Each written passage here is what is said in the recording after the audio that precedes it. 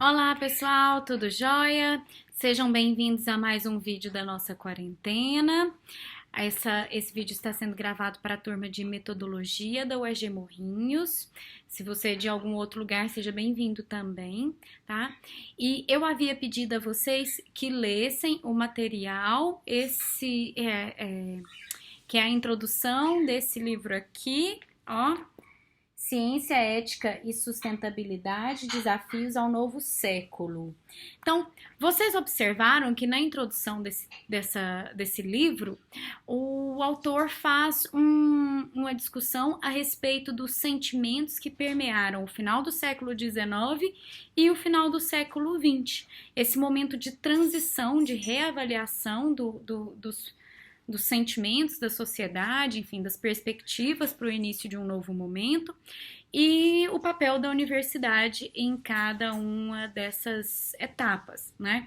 Você percebe que ele apresenta para nós um quadro em que constam diversos aspectos de um e de outro momento, né?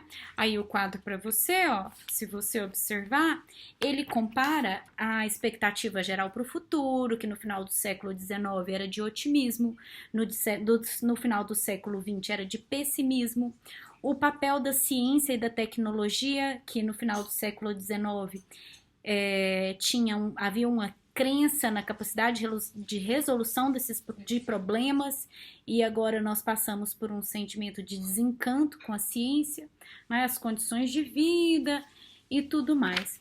E aí, o autor nos destaca o seguinte, que esse desencanto que existe quanto à ciência e quanto ao progresso, ele decorre de uma percepção geral de que o progresso e o desenvolvimento trouxeram também muitos problemas. E aí, como o texto trata de sustentabilidade, há essa, por parte de algumas pessoas, essa pauta falando assim, olha, esses problemas que nós temos decorrem do progresso não é desse desenvolvimento que aconteceu. Então, o progresso trouxe muitas coisas boas, sim, claro, mas ele trouxe também problemas ambientais vários que a gente não consegue sequer controlar, como as mudanças climáticas e tudo mais.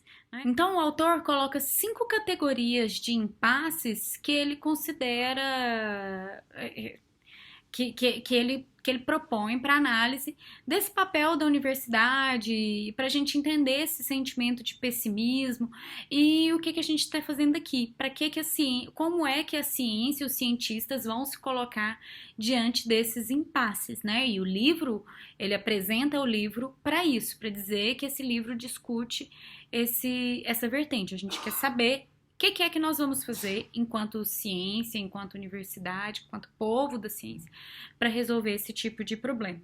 Daí os impasses que ele cita para nós, olha, vamos ver aqui, eu separei para a gente analisar. Olha, aí ó, a consciência das possibilidades reais de que a humanidade possa se autodestruir pelo uso de seus próprios engenhos, bombas, mudanças climáticas, degradação das condições ambientais.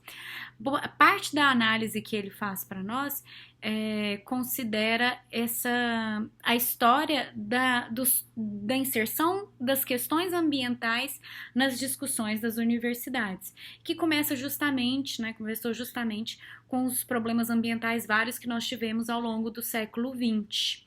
Depois ele fala aí para nós, olha, a consciência de que é preciso agir com cautela, considerar aspectos éticos da produção e dos conhecimentos, a consciência de que não tendo resolvido a solidariedade, o princípio da solidariedade em relação às gerações futuras, a ética e a sustentabilidade, é preciso que ele seja considerado, e a consciência de que, na medida em que nossas sociedades vão ficando mais complexas, é preciso mais ação reguladora, o que normalmente se dá pelo poder público. Hoje, com a crise do Estado, a regulação deve se valer de novas regulamentações e de uma crescente contratualização entre atores sociais, códigos de conduta, sistemas de certificação. Não é à toa que hoje uma das vertentes mais importantes dentro das empresas são os setores de compliance, são aqueles setores que discutem ações éticas, sustentáveis e que nós temos a participação de tantas empresas nessa discussão. Várias delas, inclusive, oferecendo bolsas de pesquisas para nós que desejamos tratar desse assunto profissionalmente, né, enquanto cientistas. O papel da ciência nesse momento é justamente identificar esses fatores. O que esse autor está fazendo nesse texto é problematizar, ou seja, ele está identificando as dúvidas, identificando os pontos que precisam ser analisados para que a gente entenda esse assunto e a gente possa se colocar, para que a gente possa saber o que a universidade vai fazer diante desses assuntos. Problematizar é boa parte do trabalho do pesquisador. Quando você vai fazer um TCC, a primeira coisa que a gente tem que fazer, quando você escreve um artigo científico, a primeira coisa que a gente tem que fazer é identificar esses problemas, é saber que eles existem para a gente começar a discutir e apontar também soluções, encaminhamentos. Então a gente precisa definir, e é isso que ele faz aqui nessa introdução. Ele fala, olha, a gente está assim, nós estamos passando por um sentimento de muito pessimismo em relação à ciência, e dúvidas em relação ao papel do Estado, o que a gente tem que fazer, e nós, enquanto universidade pública, né, nós estamos nos dois lugares. Nós estamos dentro da ciência e estamos também eu, no caso, né, enquanto servidora do Estado, servidora pública, eu preciso entender esse papel do Estado para saber como é que eu vou me colocar e como nós vamos nos colocar. Você, enquanto profissional de licenciatura, né, você precisa se lembrar que a sua construção enquanto profissional vai acontecer dentro da academia. Por isso, é indispensável que nós façamos essa reflexão a respeito do papel da educação e da ciência, da universidade, e entender por que é que o pessimismo e o sentimento com relação ao trabalho desenvolvido nas universidades é tão negativo, né? Porque as pessoas não compreendem mais o papel da ciência. Nesse momento de coronavírus e tudo mais, essa discussão foi resgatada em boa medida, né? Você percebe que as pessoas estão falando, olha, tá vendo? Aquelas pessoas que a gente criticou tanto nas universidades, são elas que estão fazendo o trabalho de pesquisa. A gente volta a compreender, né, para que serve a universidade, para que serve a pesquisa científica e quem são essas pessoas que estão realizando esses trabalhos. Né? Aí, para discutir esse assunto, o autor ele fala para nós o seguinte, fala, olha, todos os trabalhos que constam desse livro versam sobre a relação entre a ciência e as condicionantes éticas de sua produção e uso e o imperativo da conciliação da busca de melhores condições materiais de subsistência com a necessidade de um desenvolvimento que seja sustentável. Isso daí é o que ele coloca como desafio na Agenda 21, né, que é a formação de um consenso a respeito do que a gente tem que fazer e qual é o procedimento a ser adotado pelos cientistas no século XXI, diante desse cenário de descrença com o progresso, com a ciência, com a vida, com a tecnologia, com tudo. O que a gente vai fazer? Nós, enquanto universidade, e ele fala isso no texto, ele fala o seguinte, olha, nós, enquanto universidade, a gente esbarra em alguns problemas, que são o produtivismo, a hegemonia da ciência sobre a natureza, a especialização e a disciplinaridade. A gente na universidade ainda tem mania de considerar os tipos de conhecimento como dissociados uns dos outros, como separados uns dos outros. Nós não estamos sozinhos. Então, eu sempre falo isso para o pessoal lá do direito e vou falar para vocês também da geografia. Não dá para fazer uma leitura da minha área de conhecimento, a área jurídica, por exemplo, sem o amparo, sem o auxílio das outras áreas. Eu não posso compreender o direito sem o amparo da geografia, por exemplo, da psicologia, da ciência, da biologia, enfim, de todos os outros conhecimentos que nós temos.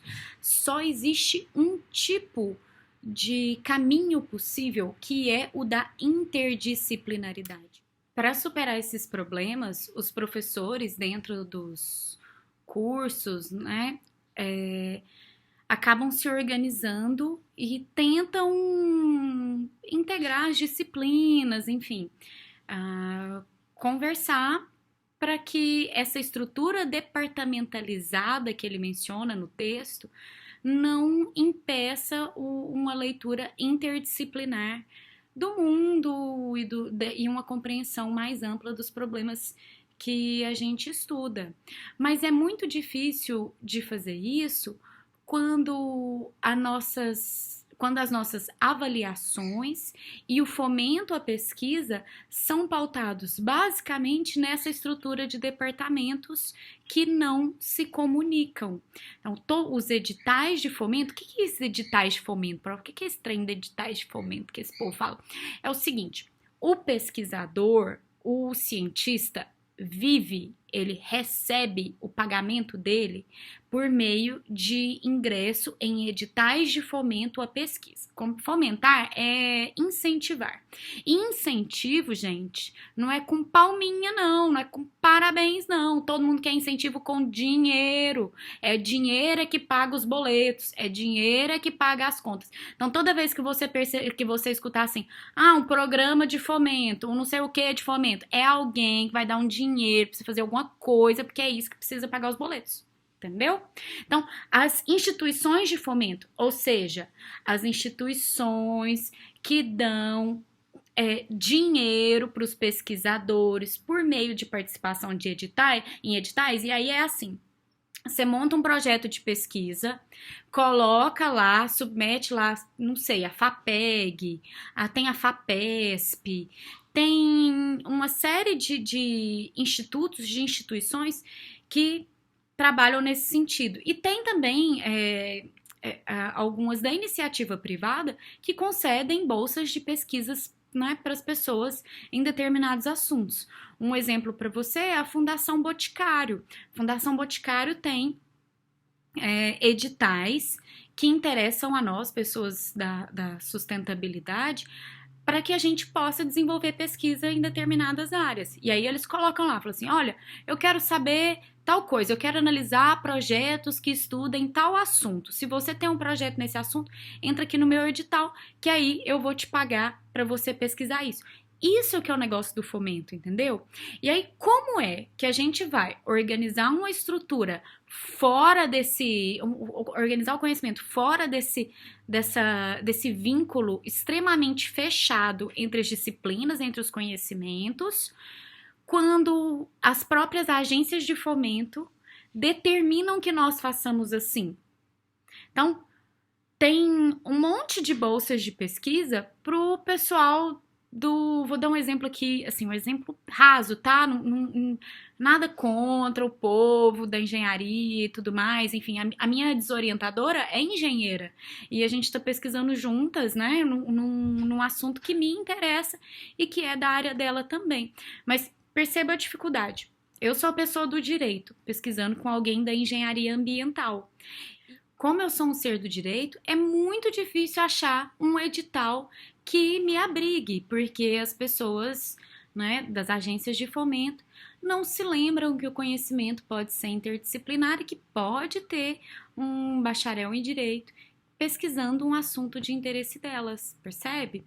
Isso é muito complicado, porque acaba que eu mesma financio a minha pesquisa, né? Porque eu acho que isso é importante para mim.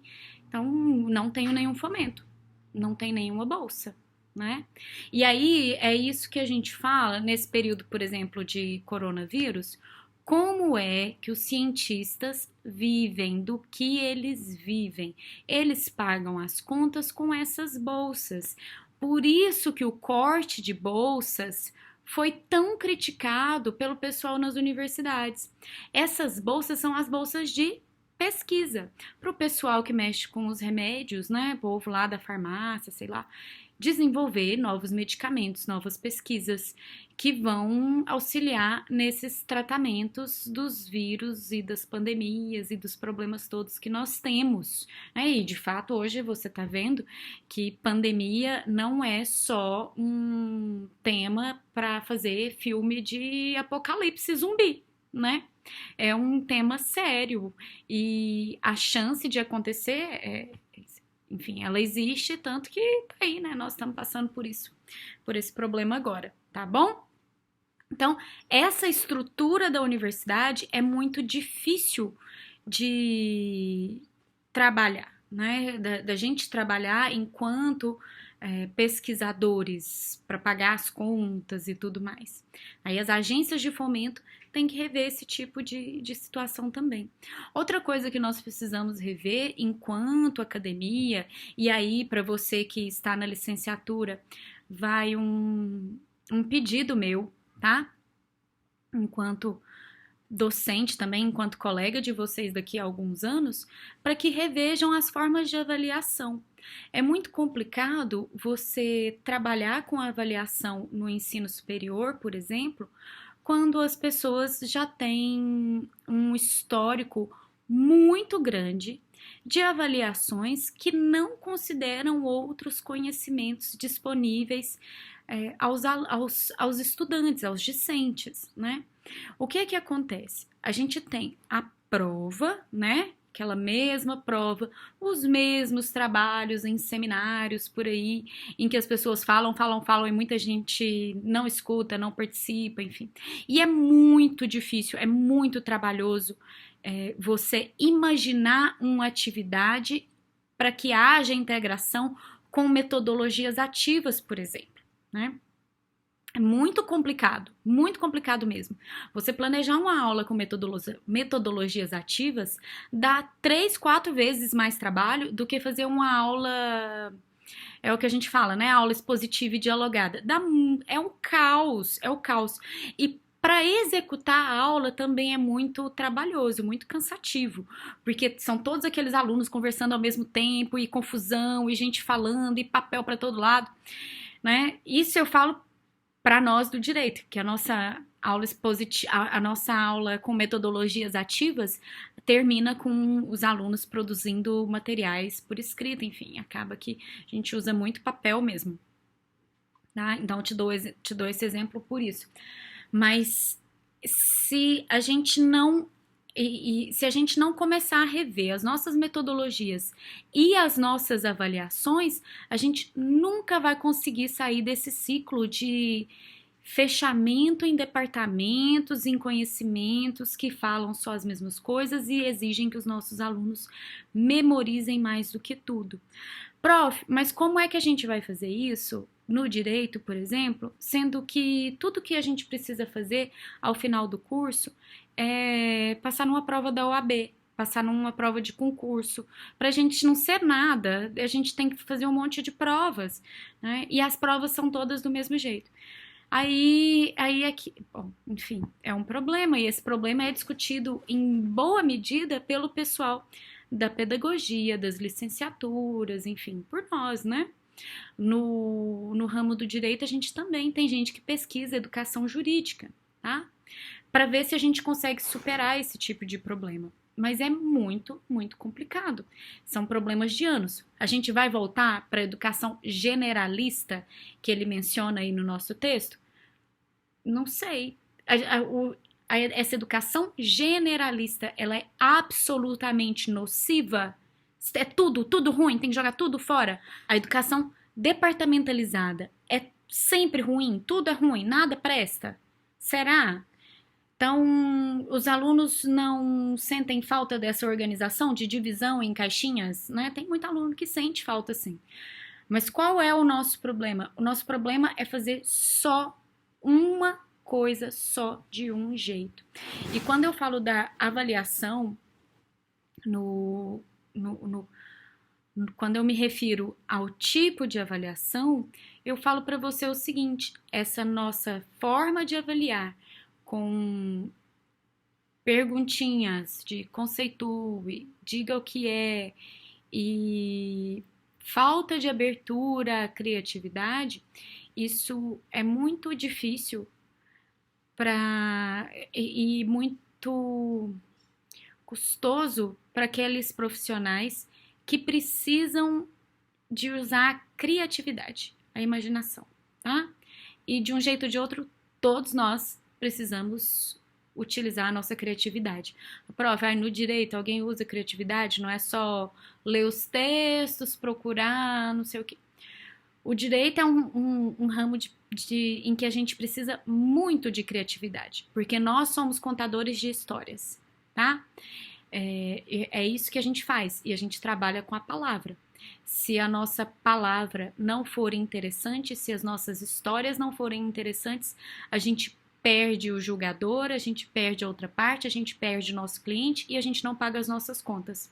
Vocês, enquanto profissionais de licenciatura daqui a uns anos, também serão contadores de histórias. É lindo isso.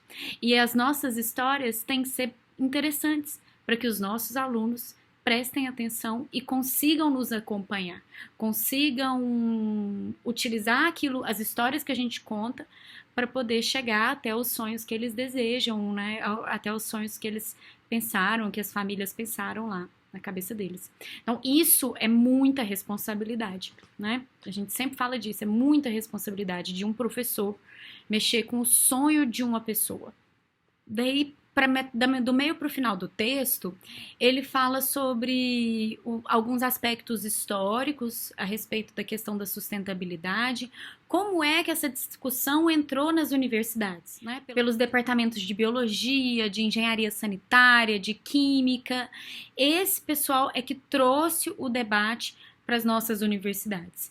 E várias obras, vários aspectos foram discutidos a partir da segunda metade do século XX, né, principalmente da Segunda Guerra Mundial, né, em que o ser humano passou a entender um pouquinho melhor que os nossos atos têm consequências.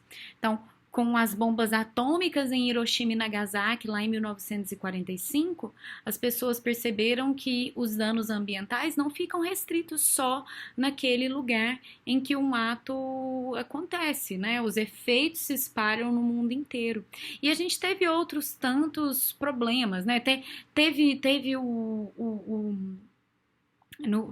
Durante a Primeira Guerra Mundial, a gente teve desenvolvimento de substâncias que eram usadas como armas químicas, né, como o caso do agente laranja, e depois foram redirecionados para serem utilizados como agrotóxicos, né?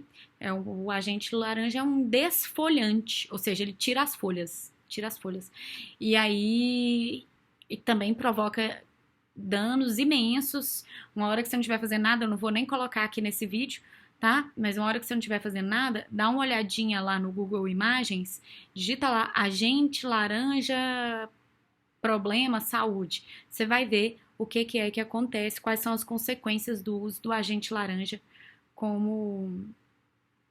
sobre as pessoas. Aí houve um acidente horroroso, né, na primeira metade do século XX, durante o século XX, com o agente laranja, uma fábrica que explodiu, saiu lá aquela fumaçona em todo mundo, assim, mata gente, enfim. E teve outros tantos acontecimentos, a gente teve outros tantos acontecimentos que nem são mencionados aqui no texto e que tem relação com essa movimentação das universidades para incluir a pauta ambiental, tá? Você deve ter ouvido falar no mal de Minamata já, o acidente de Chernobyl, até Goiânia aqui com o Césio, também entra nos livros quando a gente estuda o histórico dessa discussão ambiental. Tem um livro que é inclusive mencionado aqui pelo nosso texto, que é o livro da Rachel Carson, né, Primavera Silenciosa, que foi fundamental dentro desse debate e para que a pauta ambiental entrasse nas universidades. Mas ainda que nós tenhamos essa discussão a respeito do meio ambiente, de precaução, prevenção, medidas a serem tomadas, consequências das ações humanas, ainda que isso tenha entrado nas universidades, e que todo mundo saiba que é importante, todo mundo sabe, está na nossa Constituição que a educação ambiental é obrigatória em todos os níveis, sabia? Ainda que isso aconteça, o assunto ele é visto de modo muitas vezes tangencial, de acordo com o que nos coloca o autor do nosso texto. O autor do nosso texto diz que essa estrutura departamentalizada dificulta a discussão a respeito de questões ambientais porque elas são eminentemente interdisciplinares. Não tem como a gente falar de questões ambientais sem o auxílio de todo o conhecimento gerado e de todas as áreas, inclusive da minha e da sua, né? Que são complementares, né? Essa complementaridade é o que falta. Ele fala assim, ó, a resposta para essa questão passa por pelo menos 4 categorias de consideração. Primeiro, deixar claro que os espaços de interdisciplinaridade não devem ser vistos como concorrentes em relação aos departamentos, são complementares. Depois, há que se romper com preconceitos de cunho especialista. Visão generalista e integradora não é uma qualidade menor, é um atributo necessário ao enfrentamento de problemas complexos. Terceiro, é relevante instituir instrumentos de avaliação e de apoio que sejam flexíveis e permeáveis às características dos enfoques interdisciplinares. E por último, é fundamental que os espaços interdisciplinares sirvam de foco às reflexões de fundo sobre o desenvolvimento da ciência e da tecnologia, tais como a transgenia, a biogenética. E aqui um desafio particular se apresenta. Mesmo tendo sido um avanço em termos de democratização do processo decisório, o julgamento dos pares traz em si o risco da cumplicidade e a falta de visão crítica. Agora temos de pensar também no julgar os ímpares. Olha só, a gente entra dentro daquela frase, né? Toda unanimidade é burra. E é o que ele está falando aqui, é mesmo. Se todos os pares julgam as mesmas questões do mesmo jeito, se o conhecimento científico for infalível, se ele for infalível, não existe melhoria, não existe evolução, não existe desenvolvimento. Como é que a gente vai crescer? Como é que a gente vai melhorar se nós não suplantarmos, se a gente não mexer nas ideias que nós já temos? Como é que a gente vai fazer isso?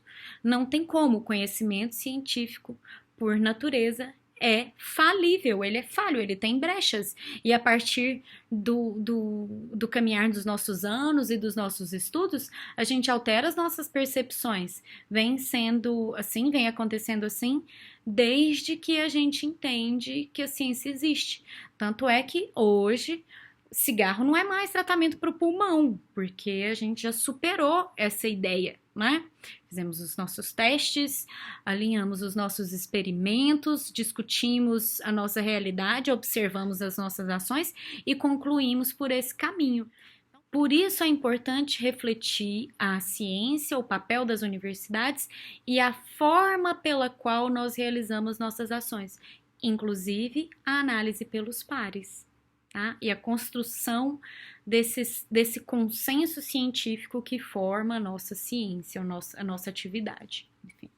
Depois disso, o autor faz um apanhado sobre cada um dos capítulos que compõem o texto e ele justifica a presença desses capítulos aí. Esses livros, que são compostos por capítulos escritos por diferentes pessoas, geralmente trazem essa parte na introdução, para justificar, para você que estiver lendo toda a obra, para justificar a presença daquele assunto e como é, por que aquele assunto está fazendo ali. Entendeu? O que é que ele tem a ver com o eixo desse assunto? Ele fala de aprender a aprender, fala sobre o papel da escola, fala sobre a forma de ensinar, fala sobre a complementaridade entre as pesquisas, entre as áreas, e fala também sobre direitos humanos, inclusive. Ai, prof, lá vem. Ah, não, direitos humanos, não, eu sou contra os direitos humanos. Cuidado quando você fala isso, que você é contra os direitos humanos, tá?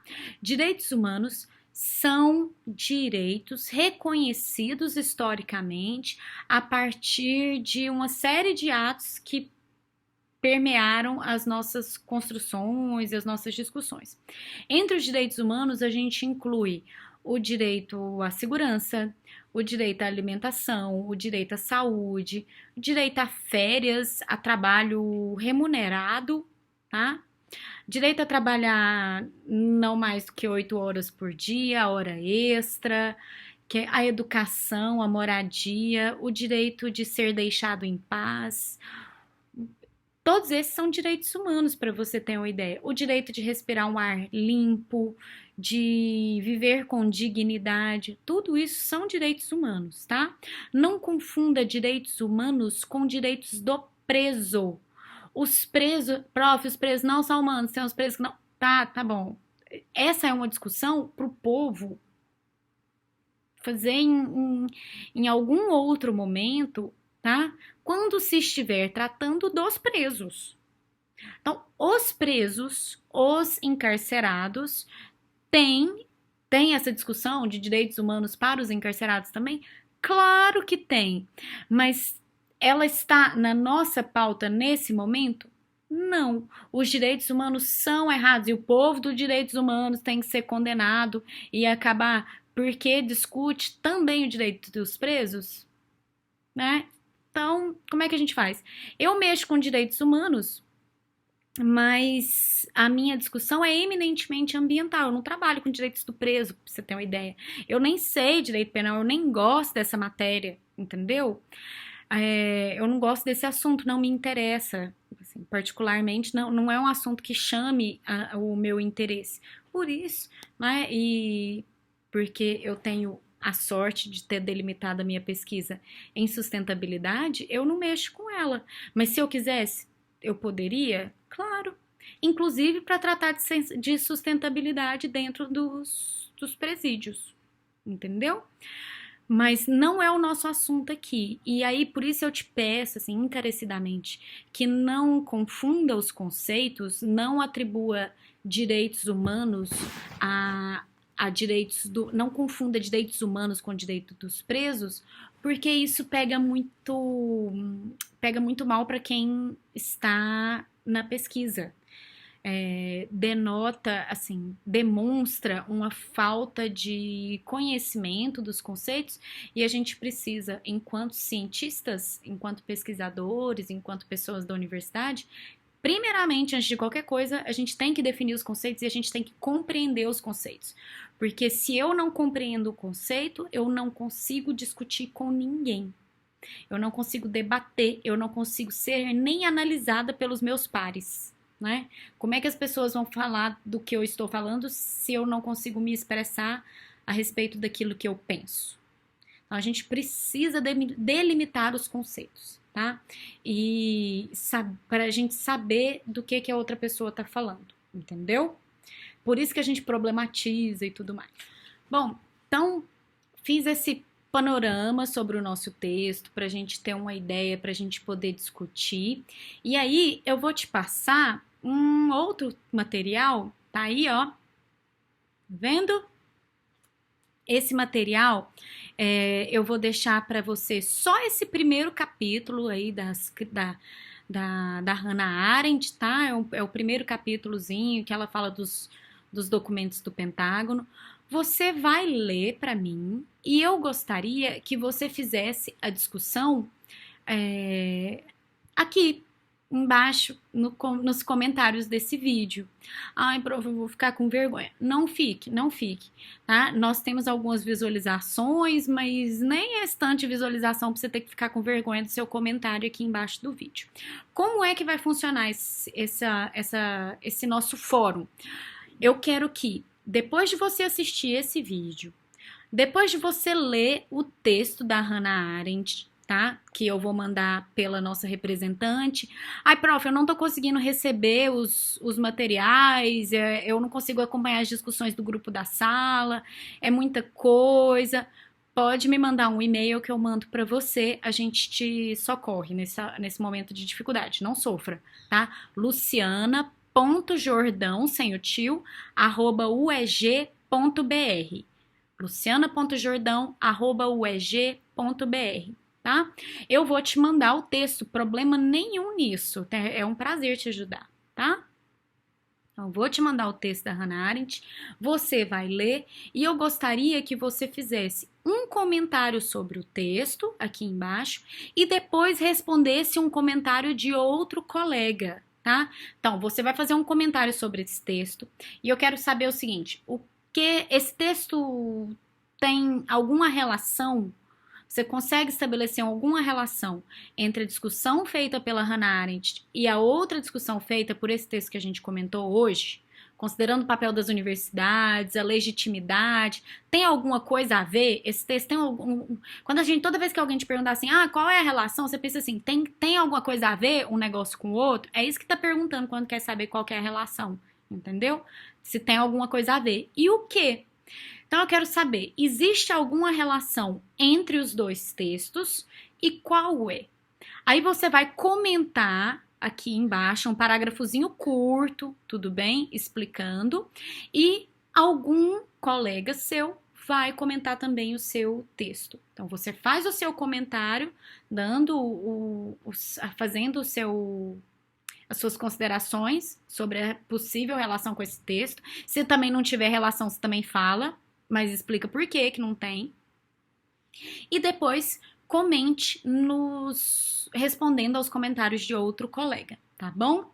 É importante que você tente não comentar, tente não deixar nenhum colega no vazio, assim.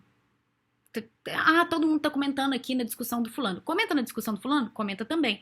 Mas procura uma que não tenha ninguém ainda, que ninguém ainda tiver comentado, para comentar, tá? Eu vou observar isso também. E aí, essa vai ser a nossa verificação de presença e de avaliação, obviamente, que a nossa avaliação é continuada, né? Para a semana de... Para essa semana que está vindo aí, que começa dia 23 de março e termina na segunda-feira na próxima segunda-feira, tá bom? Até o próximo vídeo. Beijo, saudades de todos e todas, juízo, até a próxima.